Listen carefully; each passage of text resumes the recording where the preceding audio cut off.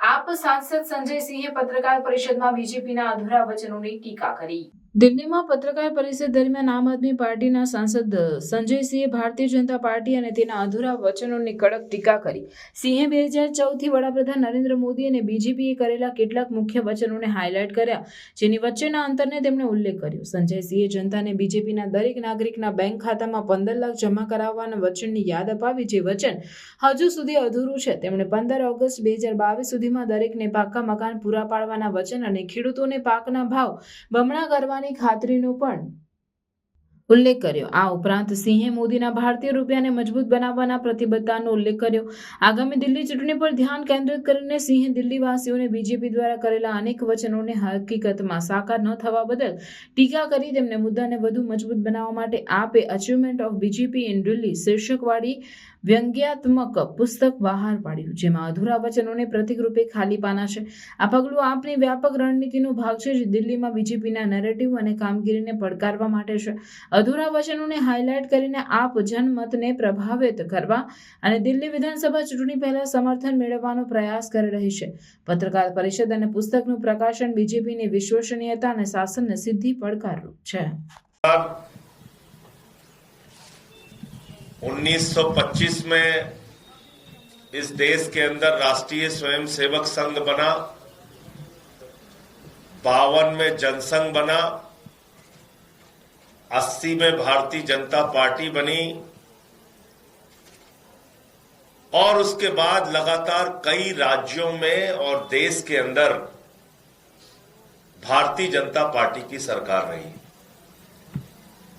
बहुत सारे वादे उन्होंने जनता से किए, लेकिन 2014 के बाद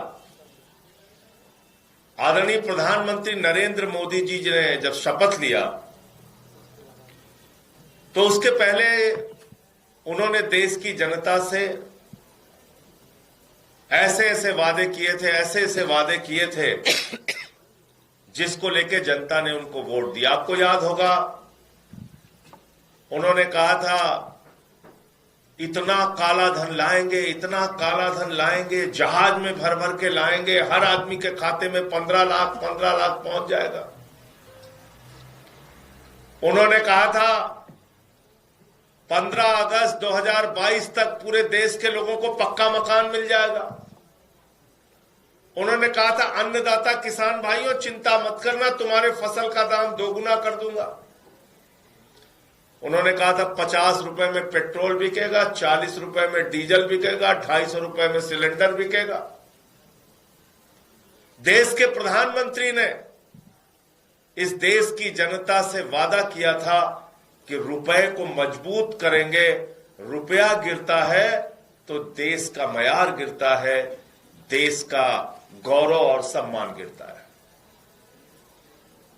ये सारे वादे आप सबको याद होंगे। और दिल्ली के चुनाव को लेकर उन्होंने कहा था कच्ची कॉलोनियों में रहने वाले सभी लोगों को पक्की रजिस्ट्री देने का काम करेंगे। दिल्ली के चुनाव के लिए उन्होंने बहुत सारे वादे दिल्ली की जनता से किए थे। आज तक उन वादों में क्या क्या उपलब्धियां उन्होंने हासिल की हैं, भारतीय जनता पार्टी वाले तो नहीं बता पाए, लेकिन आज आम आदमी पार्टी उसका लेखा जोखा इस देश की जनता के सामने जारी करने जा रही है। और मैं उम्मीद करता हूं कि सबके खाते में 15-15 लाख रुपए पहुंच गया होगा। 2 करोड़ नौकरी हर साल के हिसाब से 22 करोड़ नौकरी इस देश के नौजवानों को मिल गई होगी। किसानों को उनके फसल का दाम दोगुना मिल रहा होगा। और मैं उम्मीद करता हूं कि पक्की रजिस्ट्री जो दिल्ली में देने का वादा उन्होंने किया था, देश में कानून व्यवस्था ठीक करने के लिए कहा था, सीमाओं की सुरक्षा को मजबूत करने के लिए कहा था। ये बात अलग है कि गलवान घाटी की घटना हुई, ये बात अलग है कि चाइना घुसकर हमारे देश के अंदर 2 जगहों पे कब्जा करके बैठा हुआ है, उनको उनके अधिकारी पुष्टि कर रहे हैं।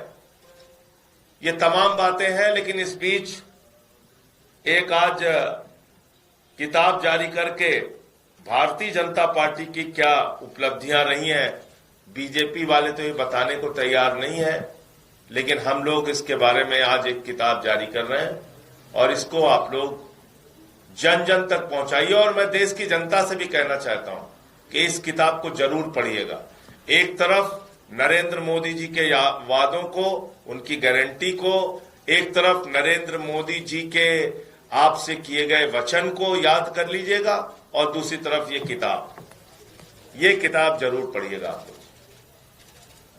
इसमें सब लिखा हुआ है। 15 लाख रुपए आपके खाते में पहुंच रहे हैं कि नहीं पहुंच रहे हैं, इसमें लिखा हुआ है पक्का मकान 15 अगस्त 2022 तक कितने लोगों को मिला, नहीं मिला।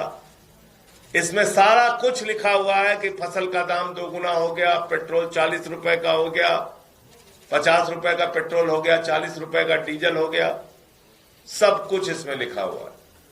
ये किताब आप लोग जरूर पढ़िए और जन जन तक पहुंचाइए। ये भारतीय जनता पार्टी की उपलब्धियां हैं। मैं